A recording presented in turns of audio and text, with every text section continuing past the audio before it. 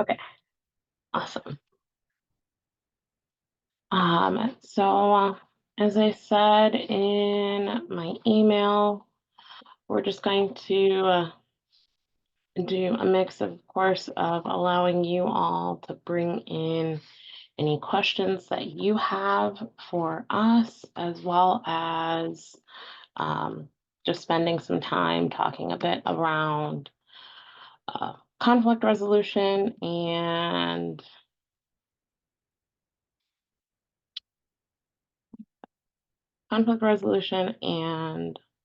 building engagement. So throughout the last, I'd say like 2 months or so, just reading through reports, monthly reports that folks have shared, as well as some of the conversations that we've had in check-ins. I know that we've had some slight drops in terms of engagement or kind of dealing with some conflict or misalignments that may be happening between council members. So we just wanted to allow everyone to have a little bit of TA around that, allow some space if you have specific things that you've been dealing with, or particular successes that you've had around that you want to share. So I can share my screen here. All right. What is happening now? So we're just going to kind of talk about three main things. So talk a bit around what is conflict, kind of providing a brief overview of some potential resolution techniques, talk a bit around engagement practices and tips, and then lastly, sharing a feedback gathering method that Lindsay found that seems to be something that would be really helpful for everyone. And then, of course, having some time for questions. If you do need to leave early, have particular questions, feel free to either drop them in the chat or email Lindsay and I, and we will get right back to you. So, talking a bit about conflict first. So, while conflict can be limiting, restrictive, scary, it can also be generative, eye-opening, and act as a learning opportunity. There are a few different reasons that conflict can happen or potential sources of conflict. We see that when there are differing values, ideas, perceptions, and desires. So sometimes folks are joining the work of your councils or work of other committees that you may be supporting with particular values or ideas in mind that maybe aren't the same as another member. And so that may result in some misaligned visions or intentions around potential activities that they recommend, potential priorities that they bring up, or even concerns that they may have about the work. Some of that can also come from external pressures or particular deadlines. We all are kind of operating under our overall grant timeline that we have to adhere to, but there are probably some additional timelines and external pressures that you're experiencing within your organization or within a particular time rate frame of a concern or issue that's happening in the community. Conflict can also be coming up if there are varying levels of engagement. So if folks are seeing some council members are signing up for work groups and others aren't, or if folks maybe aren't coming to meetings super prepared or being super engaged, that can also result in some discontentment amongst council members. The need to address conflict, why we want to take the time to address it. It can resolve tension, help with rebuilding relations or relationships, support the overall continued growth of your group, team, or council. allow individuals to have a deeper understanding of each other. The more that we can talk about our conflicts and where we're coming from and our points of view, we can allow each other to have a deeper understanding of what is going on, maybe point out a different situation that someone may have not noticed before or maybe thought had a different impact on the work than what another person did. It can also improve decision making and lead to more generative ideas. So maybe as you bring up concerns in a group, you may see some similarities in terms of the root cause that folks have those concerns around or why they feel so urgent to act. And so you may have some more generative ideas that come out of that discussion. Taking that time to address conflict will allow people to feel more valued and seen and more willing to participate in any decision making that your group is going through. Um, and it can lead to a deeper and clearer set of goals and visions for the work. So, as I mentioned before, some of it may be around two individuals having a varying viewpoint or set of values or vision for the work. Um, Talking through that conflict, you may see, oh, we need to revisit our goals. Maybe we need to revisit how we planned out that activity. So you may be able to really clarify a bit more around what goals you have, maybe added some activities and kind of come through that process stronger than you were before. As you discuss conflict, here are some things to keep in mind. So, taking the time to see and understand why there's conflict. Um, you know, with each person, sometimes things may not sit right, or you see an idea proposed in a group and you're not 100% invested in that idea, but you may not have clarity on your why. So, really take the time to sit and see why that's occurring, try and understand what the reasons are that you see kind of a misalignment so that then you can share your viewpoint. It's really important that we always listen and acknowledge the viewpoints of others when we're dealing with conflict.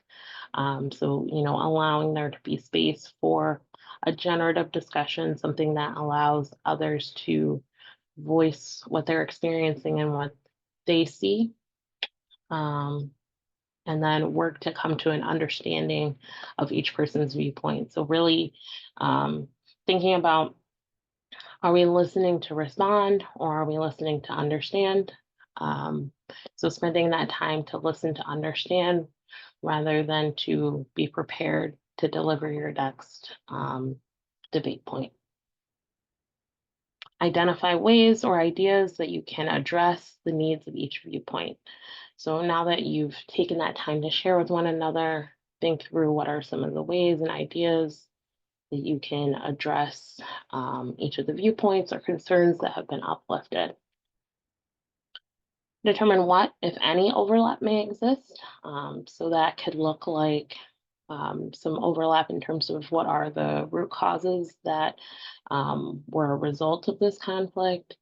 What are some ways that we can address each kind of path going forward of our conflict, and then working to compromise on those next steps so that we can address the concerns of each viewpoint. Once you've kind of come together to finalize, be sure to document what your resolution is. You may, you know, take the whole council meeting to work through that conflict and may not be able to act on your resolution in that same meeting. So it's really important to be able to document those things.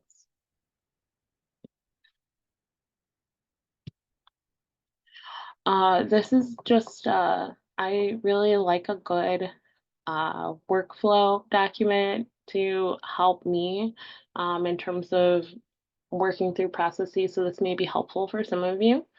So it kind of ties back into what I was just talking about on the previous slide. This is just kind of some steps around managing and processing that conflict. So understanding, again, just considering the interest, concerns, and needs that motivated that conflict.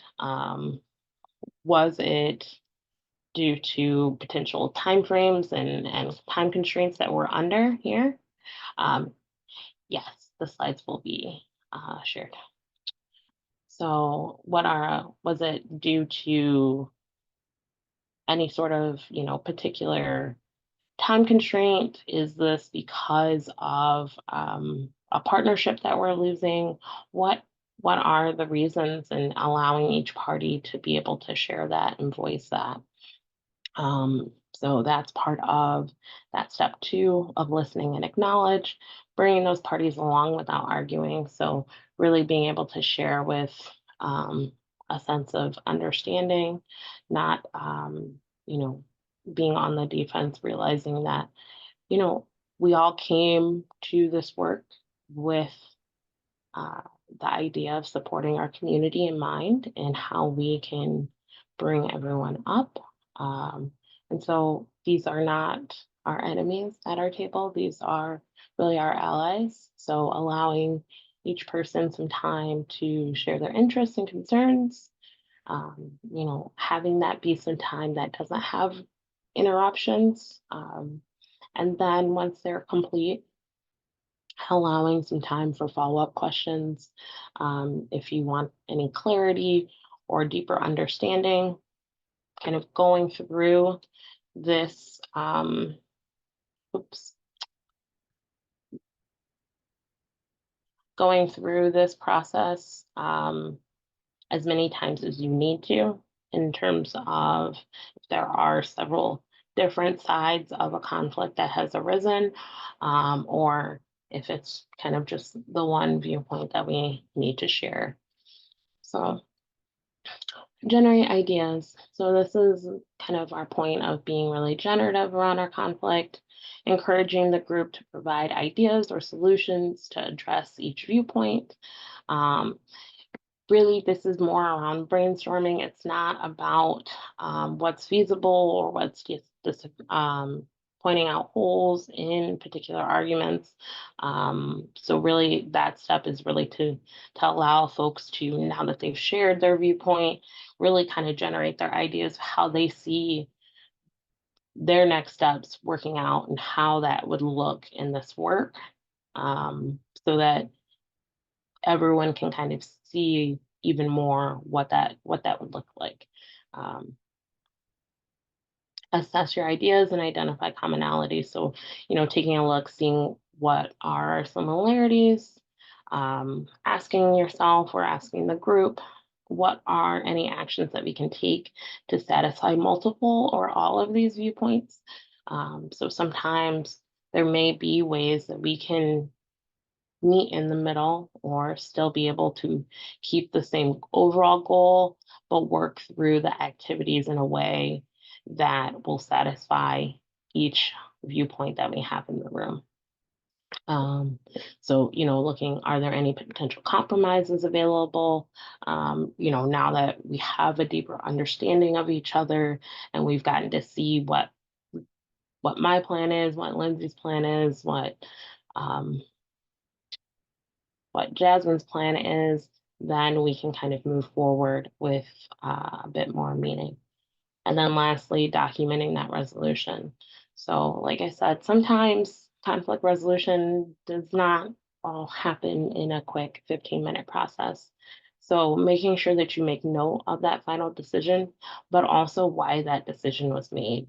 So, what were some of the reasons shared in the group that led to, okay, this is what we think will work. This is why we think this will work. Because sometimes we'll come back to that next meeting. We're all going to probably take a few days off at the end of this year. And so you'll come back in the new year and I probably will forget my computer password. So I more than likely would forget why a decision was made. So really documenting that and allowing it to be easy for folks to revisit. Sometimes that same conflict or a similar conflict comes up. And so folks may wonder, hey, how did we deal with this in the past? Do we have any documentation of ways to work through this type of problem.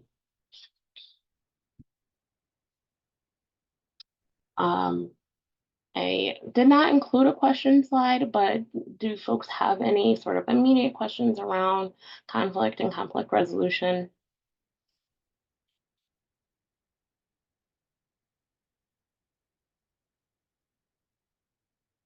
All right.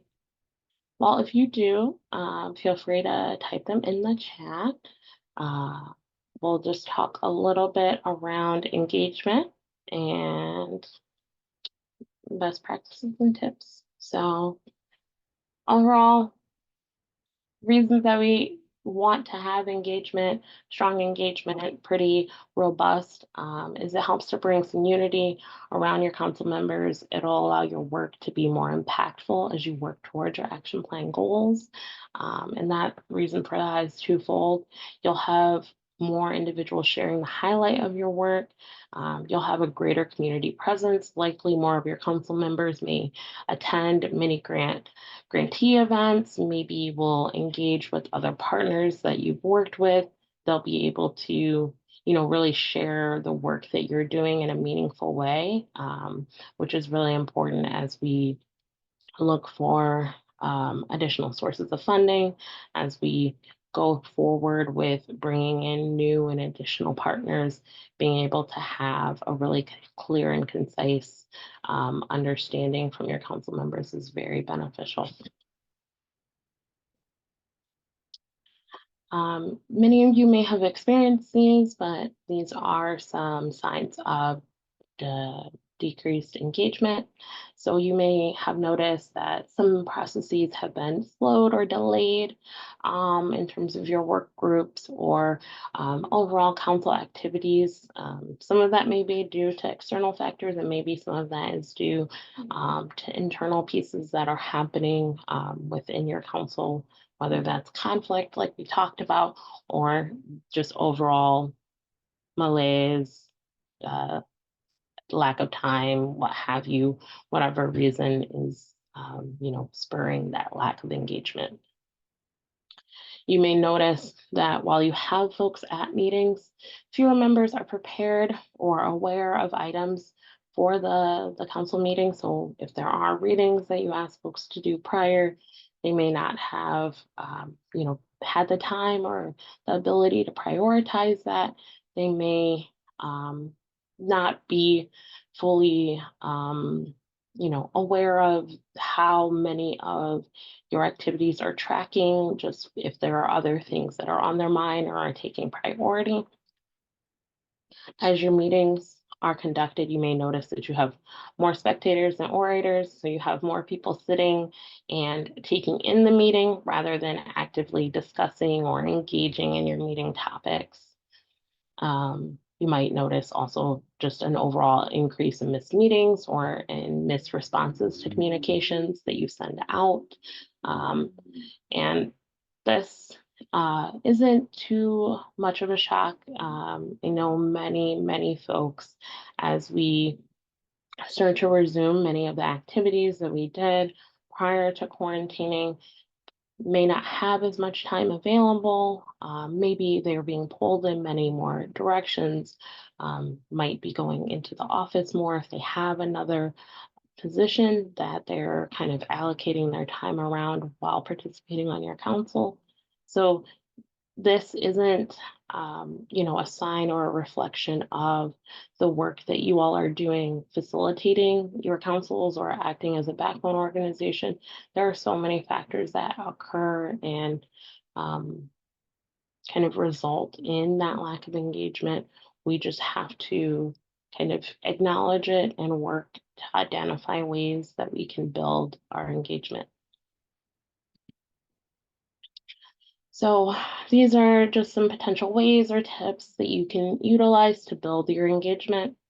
So taking a look at your agendas, what are our expectations and responsibilities that we have set forth for our council members? Does that seem feasible still? Does that still align with the energy level that we're seeing out of that group? Do we feel like that really resonates with what everyone would like to do and what they see as key concerns within your community, what they see as activities that need to be completed during the grant period. Some questions to ask yourself are what seems to get people excited or energized? What when it comes up in a meeting really gets people talking? What seems to really garner opinions or sharings within your meetings? Those may be something to revisit or find out if this is something that needs to be more of a focus in our work. Look at how people are connecting with one another. Are folks coming to the meeting, immediately starting the meeting, immediately leaving? Another part about engagement and keeping folks really engaged and chatting in this process is around relationship building. So how are you able to bring folks together? I know not everyone loves an icebreaker, but what are some icebreakers or other activities that you might be able to incorporate into your agenda to really get folks to kind of build relationship with one another, get to know one another? The more you're able to connect and build those relationships, the more likely you are to feel really comfortable and empowered to share. Potentially revisit your goals and activities of your council. So as I mentioned, sometimes that reason for lack of engagement may be that the goals and activities don't resonate with them anymore, or they don't see themselves in your action plan, in your work plan. So that may be a way to have a bit of discussion around, let's see what fits, let's see what feels right, what here is something that we're still faced with in our community. What is it that we see here that's still a priority for us to work on? Allocate time for enjoyable activities and connections. So um, like I said, building in that time for icebreakers, building in maybe some break time that is just kind of time for folks to connect and share. And then lastly, don't hesitate to ask members for their overall feedback. They may have also noticed the lack of engagement and may have some feelings around why that's happening, how that looks. And so, that can be a group dialogue or a one-on-one. I know that some councils and some backbones have done one-on-one interviews with their council members, and I have noted that that was really helpful for them. So overall, the goal is finding out what works. Building engagement is a process of trial and error. As a backbone organization, your council members are looking to you for guidance and support, but also as resources to them. So as the engagement fluctuates, as we work to figure out what makes sense in terms of our priorities, our activities, our goals, your council members are going to be looking to you to help them work through that process. And I want you all to feel confident in your ability to build engagement, connect with your council members, and ensure that you all reach the goals you set forth. Does anyone have questions about kind of engagement or want to share anything?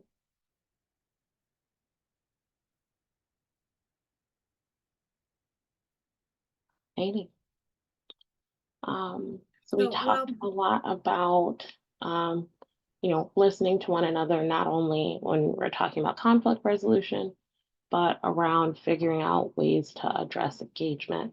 So this is a method of gathering feedback that can be really useful and maybe pretty productive for your team. It's abbreviated just CASW. I'm not going to try to pronounce it. But it is from the Management Center. And so Management Center does a lot around resources that are very helpful in terms of building teams, leadership, etc. We'll also have the link hyperlinked in, Seesaw. Okay. link hyperlinked in the final version of the slides we send out to everyone after. So the acronym stands for Connect, Share, Ask, Wrap Up. So connect and get consent. So, connect with your council members, get them to opt into sharing their feedback, get not only, allowing yourself to be open and consenting to receiving that feedback, but also um, creating some opt-in, some buy-in from your council members to see the value in sharing their feedback and how it can make the work that you all do deeper and richer. Anytime you're gathering feedback, I really recommend affirming folks around confidentiality and respect as part of the process. Sometimes providing feedback is a little bit nerve-wracking for folks, especially if it is critical feedback. So really making sure that people feel that their feedback will be honored, that it will be kept confidential and anonymous if there is any kind of larger sharing of feedback gathering results. So allow the space for people to share both positive or all positive developmental and corrective feedback. So what are the things that they really liked? What are things that can help us continue to grow and build our foundation as a council? And then corrective, what's happening that really doesn't feel good? What is it that you would like us to do differently? How does that really support everyone? So S, share.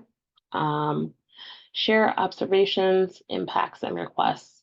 So this is where folks really want to take the time to share what they've noticed with specificity. So using engagement as an example, really, noting that we want folks to come in. We want you all to feel like this is a space that's really important to you. And so we want to identify more ways that we can create that to happen.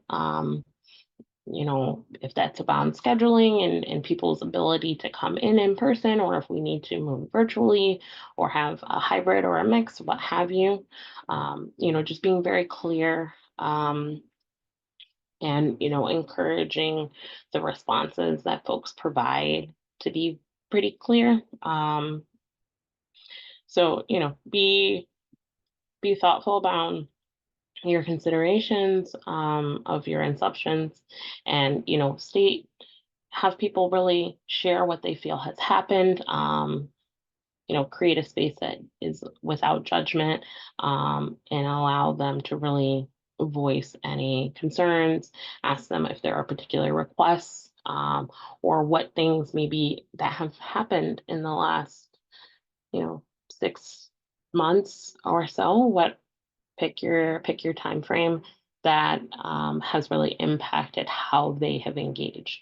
So if you've noticed that, okay, since July, we've had a little bit of a slowing of engagement. What did we do in July that was different? Did we get a lot of data? Was it really focusing on that data process that kind of made members kind of pull themselves out, or was it something else? So figuring out what are our intents and impacts, what are the actions that have impacted our membership, what have impacted our engagement. Be sure to ask any follow-up questions around understanding. Oftentimes when you interview people, they may provide much more brief or shorter responses. And so remember that this is not your typical interview. This is more of a conversation. So allowing people to have some space to share their piece, share their perspective, ask any questions that will really allow you to understand what's happening. And, try to maintain a very open mind and kind of break away from any assumptions you have around what is being said. Some of the things that you may be asking around is checking for alignment around what you think they said, um, trying to see what may have been a potential cause of the feelings that they're experiencing, what they've noticed, and then see if you can even talk about potential solutions in that conversation.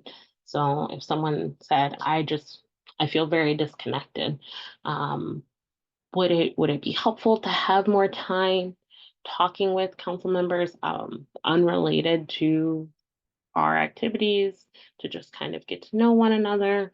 Does that feel too forced? Should we have social events, or you know, do we want to provide space for people to connect outside of this? What does that look like? And then wrap up with next steps. Now that perspectives have been shared, you can really talk about next steps. Spend some time to really go over what are the requests, what is it that folks would like to see, what it is they would like to do. Um, Sometimes these things are not super clear, super concrete, and that's okay. Both building engagement and conflict resolution are sometimes lengthy processes. They sometimes are a bit gray, a bit squishy.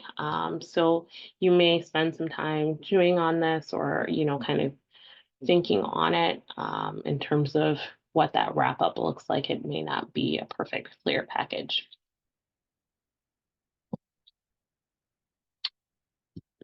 That is it. So if you all have questions, feel free to unmute or share. The recording will be posted on Padlet as well as the slides.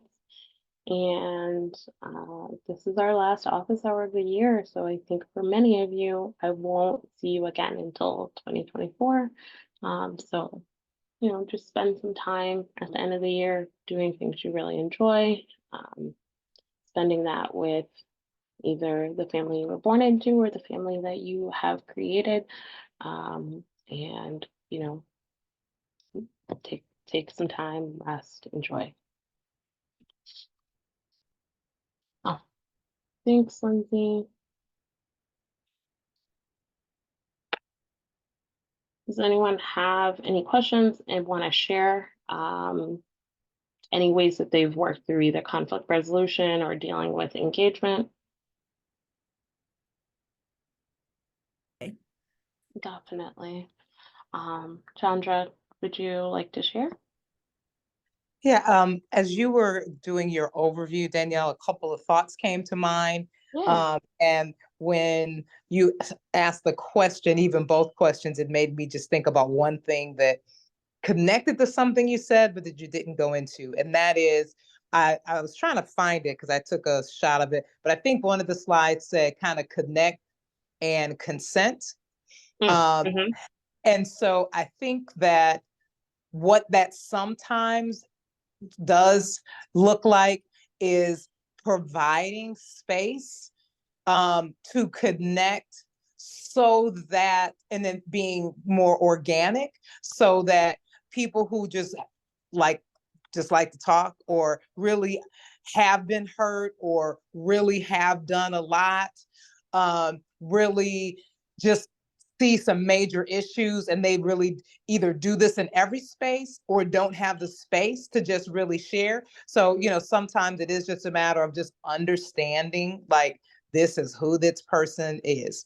But what came up to my mind when you were going through the slides, and even more so, and I don't know if this is the case, but even more so in hearing what you were sharing, I think probably most, if not all, of the councils probably have a little bit of this. And just in my work, working with different groups in community, I think most groups have someone like that. And to some degree, it's actually a good thing, but it still makes me think, because it's representing the community. It's real that some people may want things to be better, but they just spend too much of their time on the past, and they still haven't seen that, like, if you really only have so much time. So we're either going to spend our time making it better or talk about what hasn't been, and that's not going to get you to the better.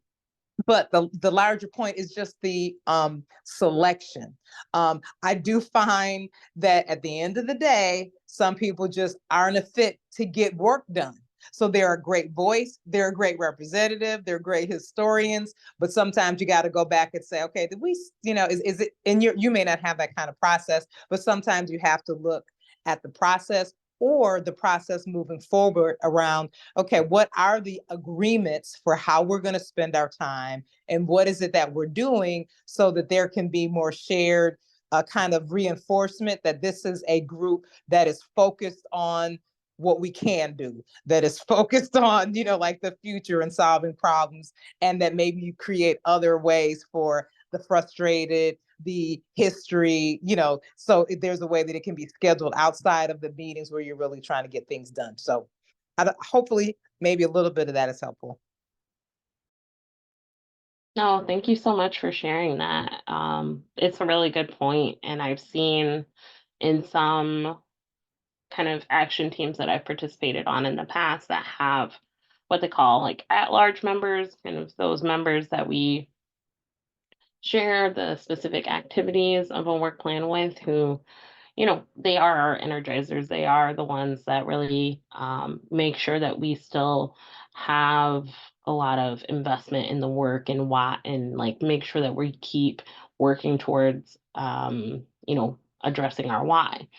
And then you have kind of the planning or the administrative folks that can kind of develop instruments or check in on um, your activities and your work plans. And I completely agree with you. It is very realistic. Like, people are disgruntled. I'm sure many of you have heard that in any work that you've done with community, of maybe some good things and maybe some things that could be fixed. And so it's something to have more discussion around or to kind of think about.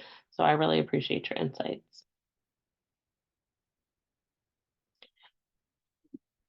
Anyone else kind of want to share how either that the internal pieces of their council have been going, share any struggles or any successes that they've had in terms of really building their council up and bringing their council members together?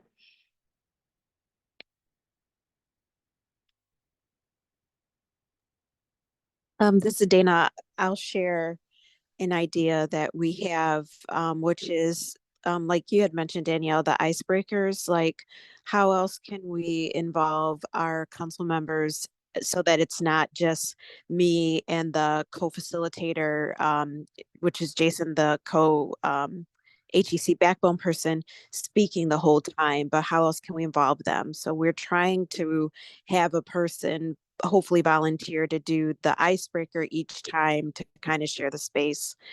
And we've also discussed offering a subcommittee that's HEC led by the council members, so that they can get more involved with the people we've granted out the dollars to, and also tell their story, which is something, record it, interview them, things like that, something that we think they might be passionate about, but just kind of like trying to figure out ways to keep them engaged and also involve them and utilize them even more. Yeah, I like the idea of the interviews and the storytelling. That'll be something you can always go back and visit and share with other community members, and each of those organizations can even utilize that for future funding or to kind of just provide a high summary of their work.